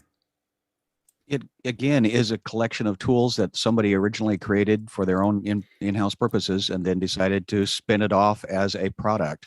And it's a combination of a lot of these different documents and the connectivity that you need between humans, resources, and timing. Right. But it's a cloud-based. And again, is it cross-platform? Is it mobile? These are all the contingencies now that we have to take into consideration. We used to just, get a piece of paper that eventually came out of a PDF or something, but now everything needs to be mobile and manipulatable by the moment. Yeah, absolutely. Go ahead, John. I will say that if your process is what makes you better than other people, build the tool that supports your process. Yeah, that's why I think a lot of us end up back in Google Docs and Excel, is because it's everybody has a way that they're approaching it. And I think that's the challenge there. Next question. Sky Gleason in Seattle, right back with Noah. With 10 plus years in the Hollywood system, may I ask what tools you use to organize people, time, and resources? It's been a variety over time. So my background, I started as a production assistant and did all sorts of stuff. I worked on commercials and feature films as an assistant director over the years. And I've seen the Excel-based call sheet system and all of the tracking for all the things you'd expect, like cast lists and schedules and, even prop lists or what have you. And then ultimately this movement towards the digital space was been huge, right? Going to Google Sheets, that's been a lot of the AD world that I've worked in, and the teams have worked on that. But it's just really crucial to track all of these different documents and all of these different things on paper, so that you can follow it along and keep it organized and keep a system, keep a structure. But Google Docs has been really the core of a lot of that. And yes, there are other programs that have support. I know for a large show on Disney, the largest show, which I won't mention the name, they use a system to help with the background actors, getting them through cast and hair, makeup, and wardrobe, which ties to central casting. So that's like a proprietary system that they use for that. So it just really depends. And there's so many specifics that it's a rabbit hole to go down each one for sure. Next question. Guy Cochran, Seattle, Washington. Would you put room for improvement notes in the core doc? We never did. And I don't know. We haven't done that. We haven't done that. Usually for the room for improvements, they've always been separate documents. And to your point, when you put it out there, it's like, why didn't we put those in there? That would make a lot of sense to put those in there. So it's just all kept in the same document structure. But those were always separate, the RFI. And basically each person is given their own RFI doc. So they would get it and the naming convention has the show name, the client show name, or client code, show name, and then the date, and then each person is given a Google Doc essentially. We don't want them to. The issue that you end up with is we want it to be kind of a raw thing, and we don't want people to think about what other people are worried about or looking at it and going, "Oh yeah, that." We just want to see from their perspective, what do they see in that's missing, and we haven't. For those of you who haven't heard of that, we for a lot of shows we've put out these room for improvement RFIs, and we would give each person one of these docs, and they fill it out while they're just while they're working. And the goal is that not to try to find a solution. You don't want to use up CPU power. You just talk about what's missing. And it can be everything from we didn't have enough XLR cables, or to the sandwiches were cold. These are hot sandwiches that were cold, and people put whatever they want in there. And then for most of some of the smaller ones, we would just look at those and think about how to do them. A lot of them put notes in that are like, client likes coffee with 2 creams, like that kind of thing, and you keep track of those things. But then what would happen is that for some of the larger projects, and especially ones that didn't go close to what we wanted or didn't work out as well, there'd be big meetings, and we just go through the core doc and try to suss out like where did we miss the boat. But the hard part is that you forget most of what went wrong by the end of the day. Like by the end of the day, when having something right in front of you and you'd see me like in a core doc, and I'd be looking at something like this, and I go, and then I'd look up and walk away. Like it was just like, but as soon as I saw it, and it also gives you a vent during the day. Like it's going into something. It's not just me being mad about something. I'm putting it in there. We'll talk about it later. And then I would just be able to just put it out of my mind, because I would just say, well, I can't do anything about it now, but I'll put it in the RFI, and we'll talk about not doing that again. I actually for a lot of shows I had someone that just walked around, and I didn't write anything down. I would just say, this is missing, this is missing, this is missing, and then someone else would be filling out the RFI for me while I was working. Next question. Next one comes from David Brady in New York, and he says, ShowFlow's Rundown pretty much does all the access and view management of events. Has anyone ever used it? And he's got a link there. Go ahead, John. Yeah, I've used it for the last several events. The AV company that we work with, that's their preferred software. So we ended up providing them a run a show. They imported into this tool, and we've used it to manage the live events. It's been working well for us. I have no complaints. I definitely would recommend it if it works within your process. And I think that ShowFlow lets you customize the views for everybody, so that everybody can. We got really excited about it. I think they now have an Ethernet version. We had some issues with Wi-Fi, so when ShowFlow first came out, it was Wi-Fi only. And if you had any fluctuations, especially at an event location, to me it was the most insane thing to not have. When we talked to them about it, we were like, "Hey, we'd like." And they're like, "Why would you want wired?" And I'm like, because I work in a big venue, and the Wi-Fi is going to fall apart, and so. So I think that we've used it in the past. I thought it was well designed. What always happens for us is that it just doesn't have everything that we need. And then it's kind of like, for us, it was like 100% or zero. Like, oh, I can't manage these things in here, so I'm just going to go back to my docs, and my docs aren't as good. I will say that the auto calculation, it holds scripts, it'll push teleprompt, it will do, and the teleprompt is part of the show flow. It's, the script is still, it still has to be managed by an operator, but it puts that stuff out there, and it's really it's a really cool. It's the most complete version of being able to manage like at the minute during the show. It's the best one I've seen, although we still mostly go back to our old docs. Next question. Next question comes from Eduardo Augustine in Panama. What are the key details you must have in a call sheet to create efficient workflows? Go ahead, Courtney.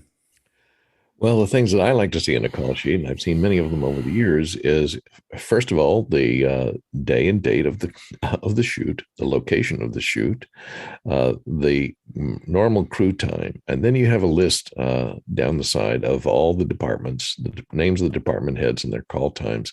And there's debate over whether or not to have contact numbers. It's always good to have contact numbers on a call sheet, although some people are a little picky about putting their telephone number on a call sheet because no one wants it disseminated. Thanks for that list. There's a standard call sheet, and it shows you notes, and a good one will have like it says up there on the right, day of 20 or 21, et cetera, what the shooting call is, when lunch is. That's important.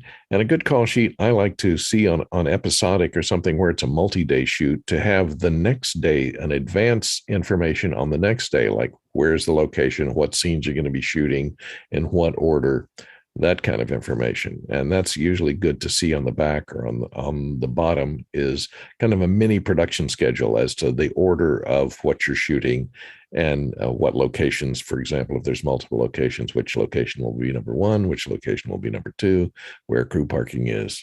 All that information is necessary to everyone who's going to show up on the set, and it must be organized in a coherent manner and a regular manner, so that you're not looking around for, who's supplying the, video equipment, or how do you get in touch with the first AC, et cetera. Yeah, go ahead, Bill. All those things, and that's been the Bible every time I've been on a significant chat. I'm going to talk just I'm going to talk about just a couple of things that have confused me, or that I've changed over the course of the years doing this.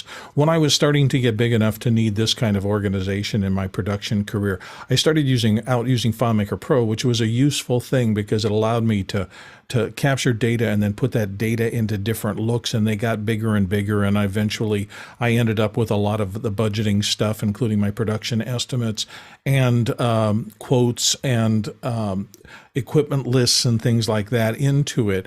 It got cumbersome over time. It just, as I added more things, I would discover that I added these 10 things for this shoot, but I don't need them for the next shoot because the nature of the next shoot is different. And that's something I've seen in a few of these package programs.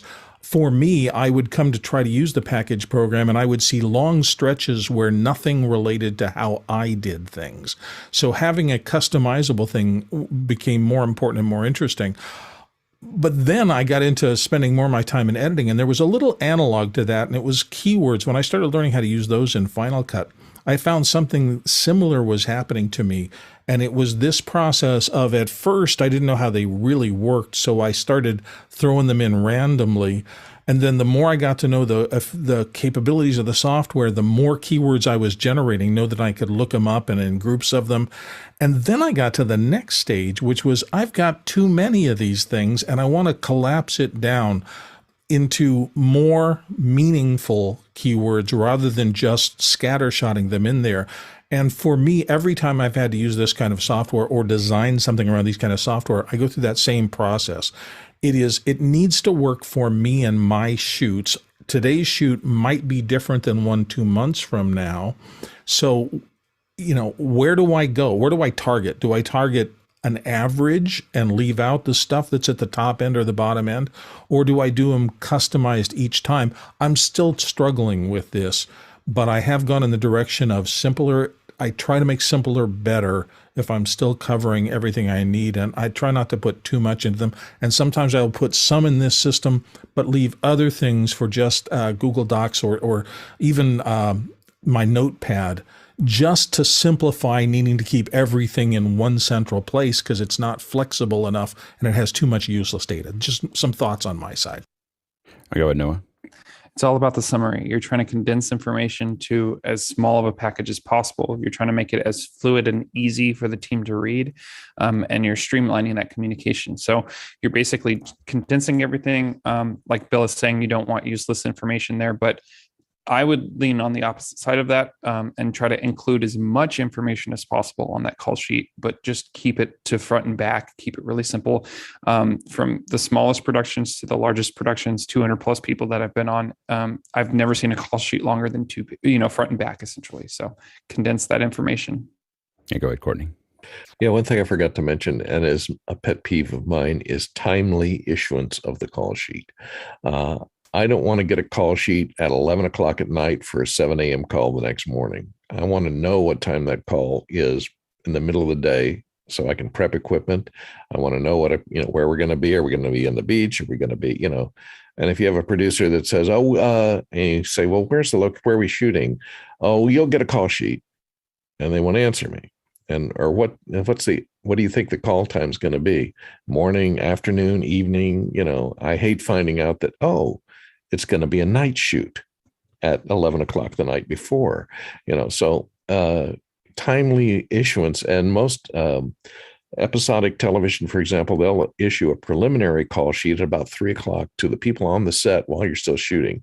So, in the middle of the afternoon, you'll know what you're shooting tomorrow and what the approximate call times are going to be. Now, of course, that may change because you may not finish that day's shooting, and they may have to push the call a day or, an hour or two in either direction, or pull the call if you finish early.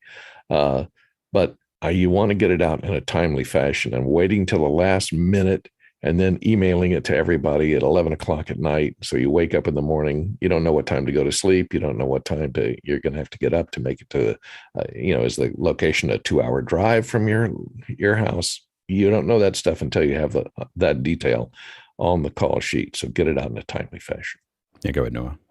And part of the assistant director responsibilities is to communicate with the crew and the team. And to Courtney's point, yeah, that's something that's tough. And I'm sorry, I've been there. I've sent the call sheet out at 11 p.m. for a 7 a.m. call before. All producers have. You listen to it. You listen to it like, Courtney's showing us the other side of it. But all of us have been kind of like, well, we were still figuring it out. Like, yeah. Or stuff changes. Certain directors, I'll try not to name names. Don't like to decide until the last minute. So it's often not on the ADs. They're the middleman, what it comes down to sometimes, unfortunately. Or like Courtney said, stuff does change, right? And so I like to describe it, the analogy I use is it's like a backbone, right? So you give that rigidity and that structure, but at the same time, it's still flexible, it's still mobile and agile in that sense. I think one of the concerns a lot of times we have is when we send out one early and then we have to change it, we end up with people showing up at the wrong time, so that you kind of hang on to it for a long, you try to be organized about it, but you try to hang on to it as long as you can, because you only want one version to go out. Like multiple versions have people showing up at multiple times. So I think that's oftentimes the problem. And especially if a shoot is behind, you don't want to commit to something until you have it. I mean, that's the challenge that you get yourself into. Next. Yeah. Scripts get colors. Call sheets rarely get colors, but if they do, then it's because of that. Yeah, exactly. But that's always the concern, because then people will, if you send something out that's incorrect, then people complain about that. So it's always, you're just in a no-win situation. That's why you print the word preliminary in big letters across the call sheet. People Some still of them do are it. helpful for sure, but not all the time, unfortunately. Yeah, it's a hard thing, because it's also just effort. Most productions don't have enough people on them, and so you just end up with a limited resource. Yeah. Next question. Next one from Sky Gleason. Above the line, below the line. What are these roles, and how are these people and times job managed? Yeah, go ahead, Bill. So in a traditional budget, above the line is more administrative and or fixed costs. So in my call sheets, I always had, in my production estimates, the above the line was things like the producer's fee, the anything, stock music and things like that. If I knew within a budget we weren't going to get it scored or something like that, or even if we were going to get scored, if I knew the figure, that would tend to be the above the line costs. It's fixed costs, things I can know in advance, or percentages. Below the line are all variable. And I used to break my below the line into two general categories. There was production costs, and those are things like X number of cameras per this number of days and whatever, things that can be calculated by a live mathematical spreadsheet. And I used to do that all the time. And then post-production was another category of below the line.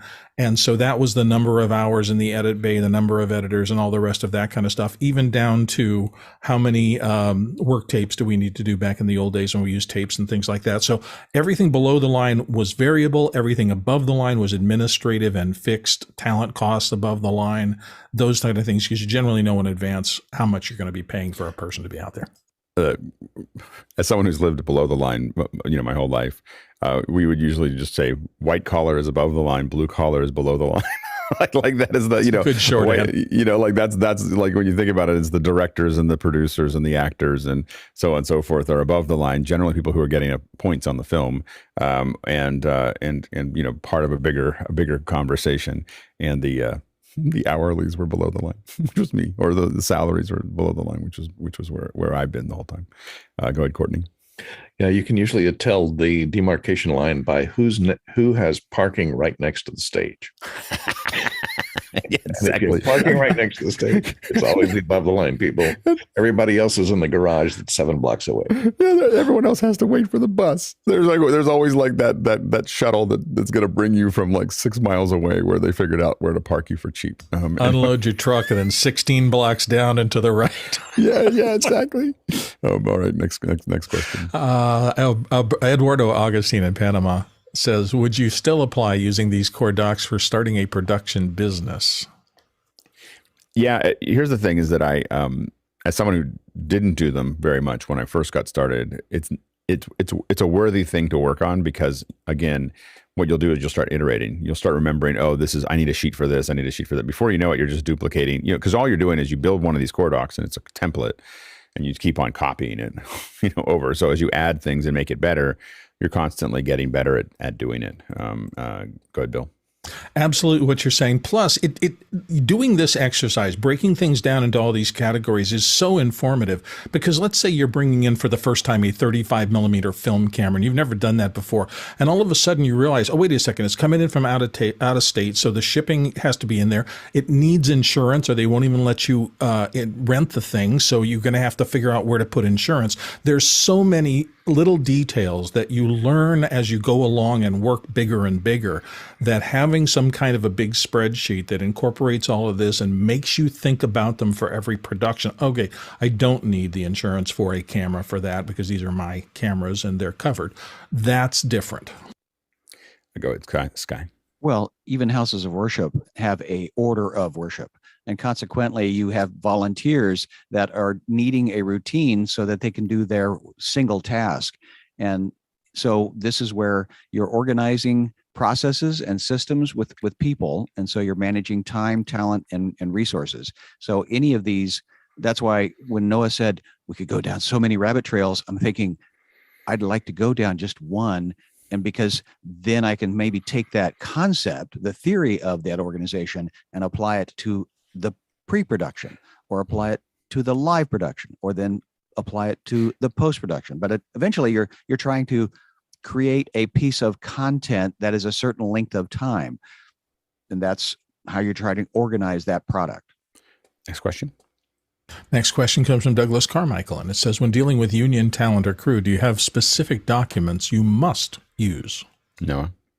Yes, especially if SAG-AFTRA, there's certain documents for each union too. So timesheets are different between union crew members and cast members compared to non-union. Typically on larger productions, especially in Hollywood, you only have essentially PAs that are not union, right? So pretty much everybody else is that. Your start pack, which is the paperwork that you fill out to start working on a production, is different between union and non-union. And then also the actors, specifically around child actors, there's lots of regulation, lots of rules, lots of hours that you need to watch and follow to make sure that you're treating child actors correctly on set. Go ahead, Courtney. Yeah, Noah covered most of it really well. The only difference you might want to have bid information that has the union scales for all the union positions that are on there. So when you're filling out a bid sheet, there's a book published that has all the current contract scales for rates of pay for most union positions below the line, and you might want to use that. Yep, I will say once we get over about 10 union folks, we hire someone to manage the union contract. Like that's all they do. Like they don't. I had one show that I missed lunch by 5 minutes. I just missed the break by 5 minutes, and it's $25,000. like it was, so. And that's when I immediately changed. Now it's 75 people, and what happens in a live show, you can make adjustments other ways. But in a live show, you still have a show starting at a certain time. So if they don't get the walk away or they don't get the 30-minute that they need, what happens is that you can't, the break was designed for that. And so now you have all these people, and it wasn't all 75, but you have all these people that go into meal penalties. And then when they go into meal penalties plus overtime, all of this stuff starts to stack up really. That's how it stacked up to maybe actually $26,000 in a day. But it was really $26,000 for 5 minutes. And so after that, anytime we had a larger crew, We had someone that only, just literally just works with the union, figures out, they're sitting there figuring out how to balance the breaks, looking at all of our schedules and figuring out how to do the math. And their full-time job, and especially as things move, is, and the union provides you someone to do that, but we have someone on our side that talks to that person. so anyway, and works it out, because we found that they didn't protect us very well. So anyway, so our folks, we have someone that's sitting there just trying to move all the Tetris around to minimize overtime. That's generally what we're doing, is minimizing overtime and meal penalties. Go ahead, Noah. Did you call Grace? I don't remember. I can't remember who. So Grace, for those who may not know, is a term they use for padding, like during a break, like a meal. I did ask for Grace, but okay, didn't get it. Okay, yeah. The other thought I had, because everybody has to agree to it. Like, you can't just have you can't talk to someone and say, oh, they can't just say, oh, we're going to give you Grace. I did ask for Grace, and it didn't happen, and so yeah.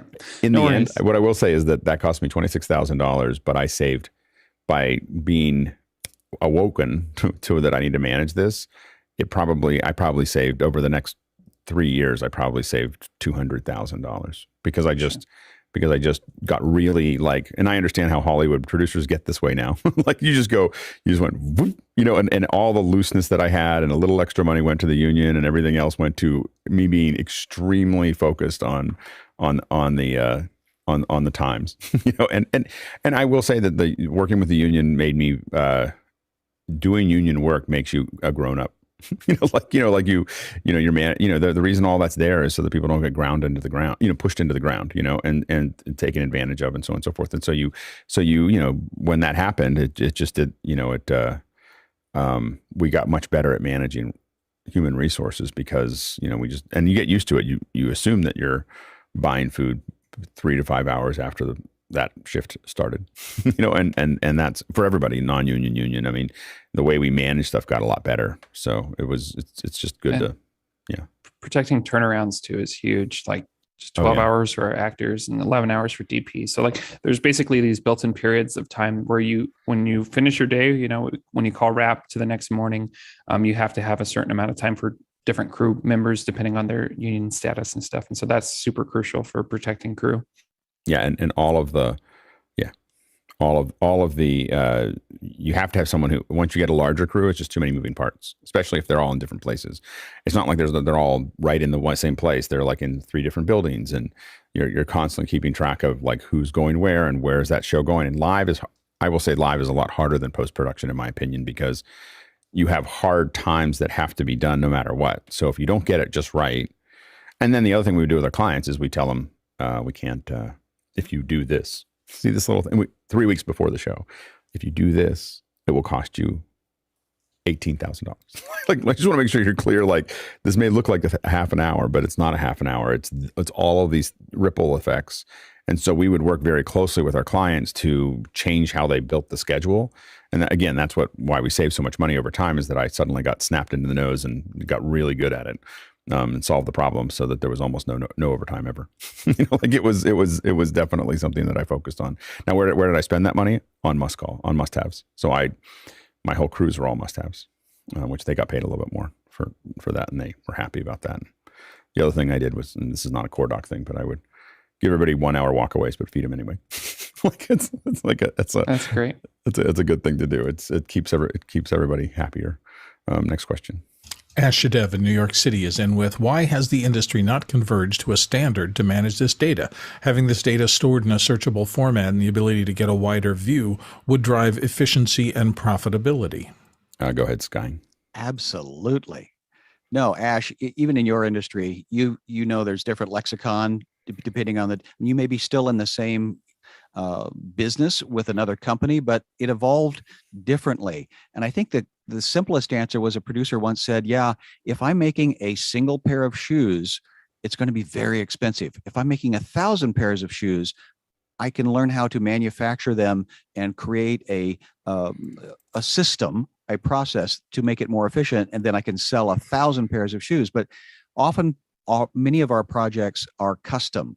And so there are certain things that are generic, like call sheet, but again, what does it look like is dependent upon the resources that you have and the evolution of where its origin came from. We still call things bins in nonlinear editing. Bins come from the film world when physical reels of film went into these big canvas bins. And so that's where you're dealing with a lot of heritage of a process and a system, but I think to your point, that's where the studio system was creating something that was more efficient, the same language, and created their own processes to make product, which was a feature film or a television show. I think to Sky's point, one of the problems is that everybody thinks they just want a pair of tennis shoes, but that's not what they want. Oh, I really like this pair of tennis shoes, but I know that yours is black, but I really want some red across this area, and I'd like the where I put my shoelaces to be a little bit bigger, and I'd like the sole to be about a 1/4 inch thicker than normal. And so then at that point, you're just making one. You're making it from scratch. And so the problem is you think that everybody just wants a tennis shoe, but nobody ever does. The clients don't. Clients want to have their tennis shoes, and they want them to look the way that they want them to look. And that's why it's hard to fit into a lot of these structures, is because you have to figure out how you're going to lean into what they're doing, and every area of production is different. And again, there's some things that are very standardized. So I think that Hollywood has gotten there's a lot of forms that are just the way they are. But I think that also, I will say, as someone who mostly does bespoke production, the forms, the structure limits the creativity.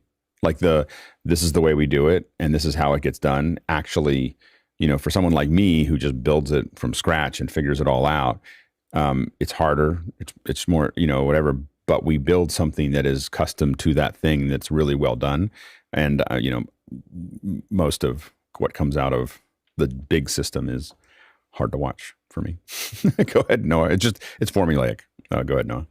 Yeah. I mean, human nature is pattern recognition, right? We see something, we want it to be repeatable and easy to manage and easy to understand. That universal kind of concept that you have, Ash, I completely agree with. I would love to have everything be succinct and universal, where it translates from one thing to the next. The practicality behind that and the reality behind that is kind of what Sky said and Alex said, is everything needs to be customizable and unique to that production and that situation, which is one of the things that draws a lot of us to production. Is every day is different. Everything is going to be a little different. Every project's going to be different. And so what Sky said plus that. Go ahead, Bill. Yeah, the variability. There's just so much variability. I used to work in Arizona most of my time. So, hey, do we have horses on this one? What do I need? Do I need a farrier on site? Do I need horse trailers? And what about the trucks to draw the horse trailers? Wait a second. Maybe I can just find a contractor and we will work a sub deal with them, and they will provide all of that management of all the equine stock on the set until it's done. But I certainly don't need that for the next corporate piece. So it keeps expanding and contracting and changing, and you're always trying to ride this wave and decide what is the most efficient, most useful, and most accurate, so you don't make mistakes and end up damaging somebody or something because you didn't know what you were doing. Go ahead, Courtney. Yeah, like everyone said, there's so many variables depending upon the type of production. And I mentioned earlier AICP bid forms, and they're kind of standardized, but that's strictly for national television commercial production, which is a fairly limited thing. And the bid covers a whole range of things that you may not be using, 90% of what's on that bid form. But even in union production, there's different classifications. In my union, IATSE, there are 20 different contracts or side letters in the contract, negotiated every 3 years. And the information in those contracts determine, staffing requirements, things like that. And depending upon the type of production and the budget of the production, and whether it's television, if it's made for television, if it's made for streaming, if it's for HBO, they got a different deal. If it's for Showtime, they got a different deal. And so all those things change from production to production, and trying to create a standard form of documents that work across all those ranges of contracts and types of production is almost impossible to do with any type of coherence. Next question. Next one comes to us from Josh Kaufman in Pittsburgh, Pennsylvania. H2R gear is great for customizable block diagrams that illustrate the functionality between components. Often I'm looking to make an infographic to show layouts and not supported in this tool. What do you use for pictographic-centered infographics? Noah?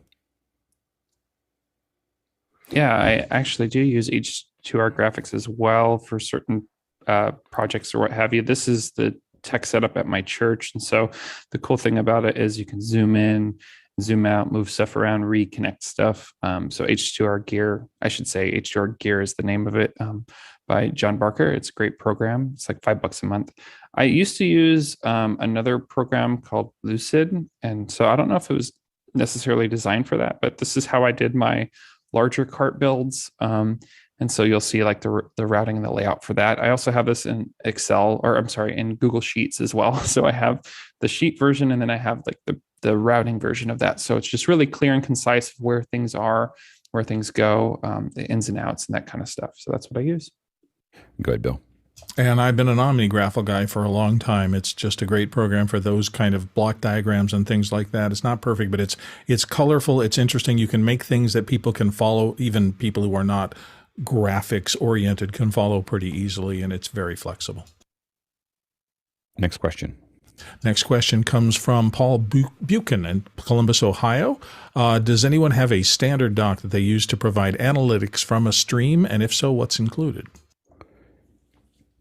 You can get some of those if you're, with YouTube, you can actually download that a day or two later.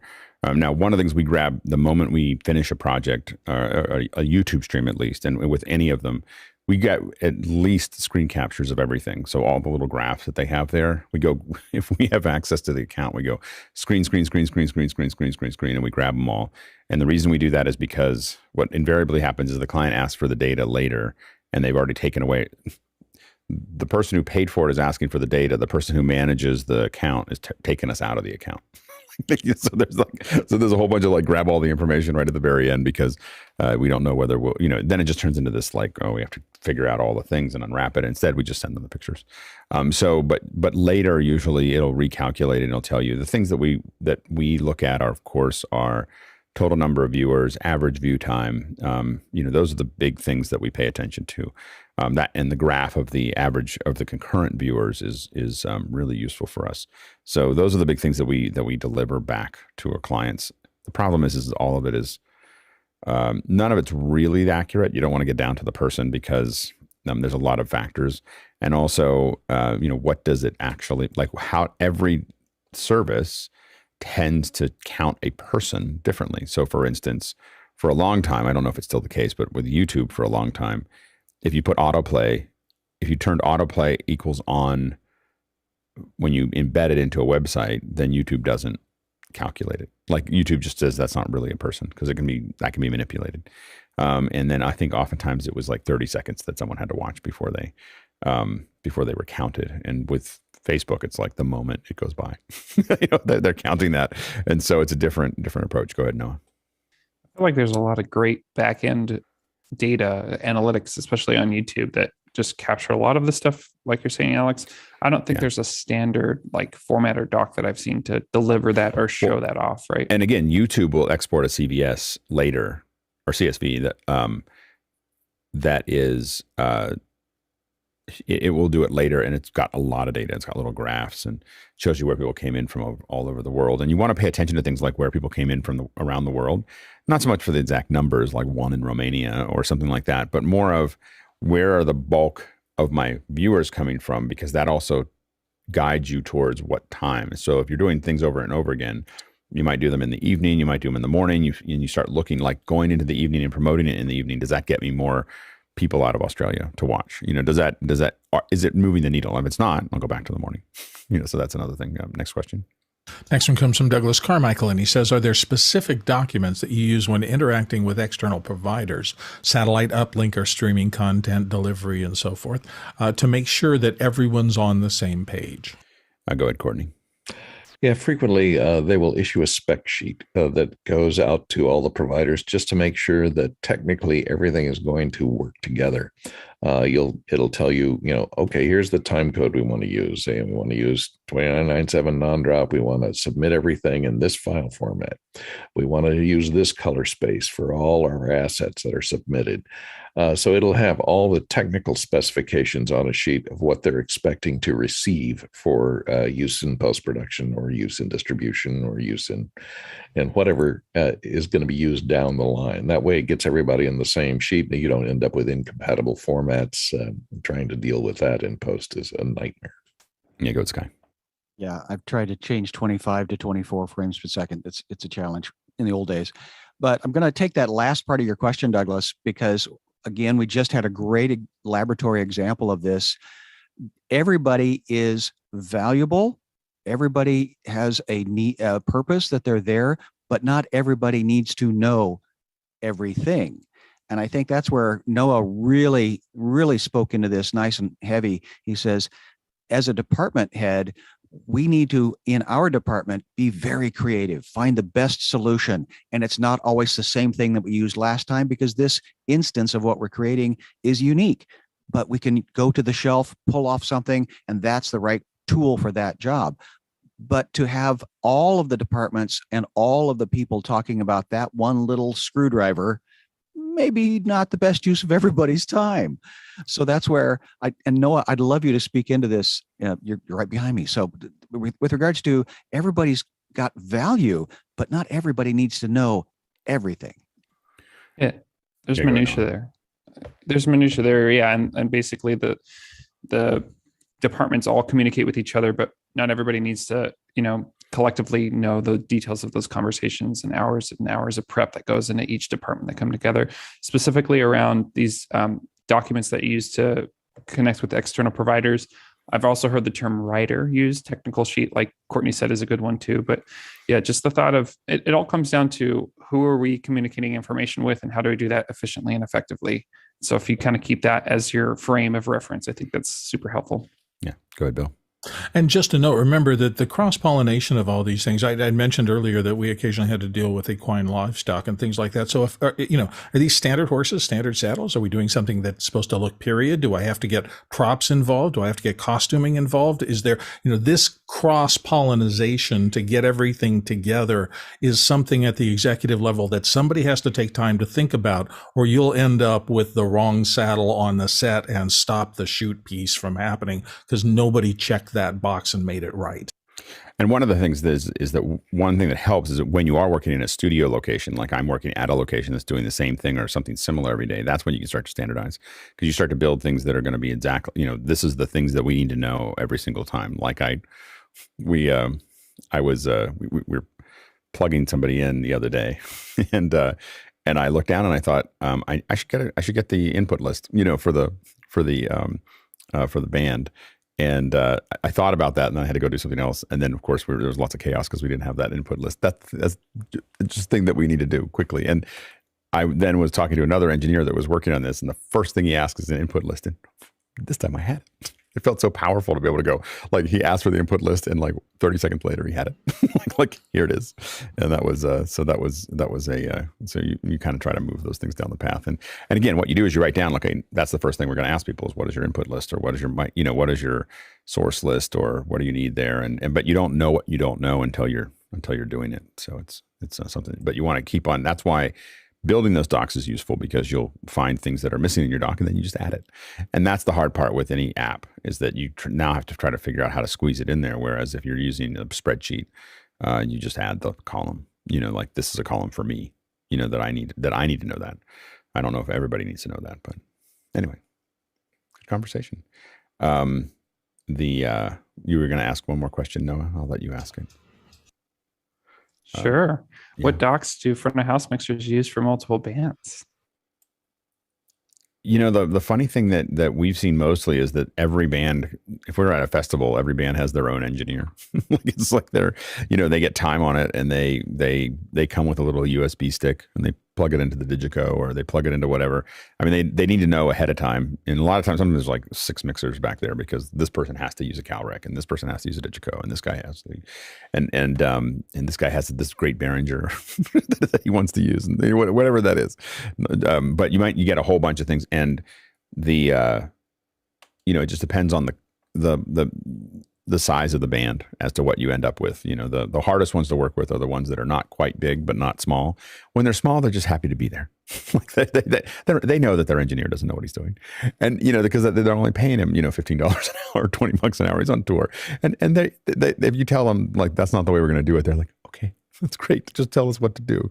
The big bands have a huge rider, and they have a person, and he gets a room, and it's all set up, and so there's a structure to it. It's the in between ones where the front of house mixer is pretty creative, and he's smart, and he really knows the band, and he just has to have it his way. And even if it's a really weird way to use a mixer, that's the way he uses it. And those are the hard. It's that middle row of people being creative, because by the time they get big, those idiosyncrasies are now part of some big system that shows up with the band. It's not. You're not trying to figure it out. It's these middle bands that are the hardest to work with. Anyway, go ahead, John. Yeah, for me, if main stage is one thing. For all the ancillary stages that are kind of going on, typically what I'm seeing is a stage plot and an input list, because these bands typically aren't even coming with front of house engineers. Right. Definitely when you get the main stage, like when I get an A1 gig there, I'm typically just sitting around asking questions most of the day. But if I end up having to run a side stage, it's you're switching the band out every 30 minutes, and that stage plot input list is going to make a world of difference for you. Yeah, absolutely. That's a good conversation. A lot of good questions. So great questions by our producers. Thanks for the driving this conversation forward. At the beginning of some of these second hours, I always go, I don't know if this is going to work. Like this might be 20 minutes long. There's no questions, and we're kind of showing through that stuff. Ping me on Discord or put it in the suggestions or RFI or whatever. If you want me to, I was thinking about redacting everything, just making a template out of the Pixel Core one and then putting it up somewhere people can just download it and use it. If you're interested in that, put that in the RFI and vote on it. If there's enough people voting on it, I'll go through the trouble of deleting all the data. I'm happy to, because I think that if all of us get used to it, we can all start to standardize a little bit and start figuring stuff out, at least have a basis of a conversation. And the new one is different than this one. So this is just an old one that I used to have, so I can post that one up. So anyway, I will, that's good. Thanks to the panelists. We can't do this without you. Great conversation, great wisdom shared by all. So I really appreciate you guys coming on. And now we're going to jump into After Hours.